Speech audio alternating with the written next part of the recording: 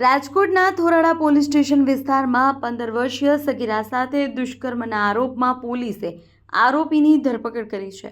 ફરિયાદ મુજબ આરોપી અમૃત ઉર્ફે સની જયંતિભાઈ બેલમે સગીરા અને તેના પરિવારજનોને જાનથી મારી નાખવાની ધમકી આપી 4 થી વધુ વખત દુષ્કર્મ આચર્યું હતું। 26 ઓગસ્ટે ફરિયાદ નોંધાતા થોરાડા પોલીસે ત્વરિત કાર્યવાહી કરી આરોપીને ઝડપી પાડ્યો છે।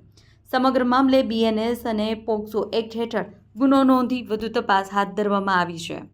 ગઈ તારીખ 26 ઓગસ્ટ 2026ના રોજ રાજકોટ શહેરના થોરાળા પોલીસ સ્ટેશનમાં ફરિયાદી દ્વારા તેઓની સગીર વયની દીકરી જેની ઉંમર 15 વર્ષ અને 3 મહિનાની છે તેની સાથે વારંવાર દુષ્કર્મ કરવા બાબતની ભારતીય ન્યાય સંહિતાની કલમ 64 અને પોક્સોની કલમ હેઠળ ગુનો નોંધાયેલો છે અને આ ગુનાની તપાસના કામે આરોપી અમૃત ઉર્ફે સની જયંતિભાઈ બેલમ નામના આરોપીની ધરપકડ કરવામાં આવી છે। હા, પ્રાથમિક રીતે જે રીતે તપાસ ચાલી રહી છે એમાં માહિતી મળી એ પ્રમાણે એણે એના પરિવારને અને પરિવારના સભ્યોને જાનથી મારી નાખવાની ધમકી આપી 4 થી વધુ વખત દુષ્કર્મ આચરેલું છે।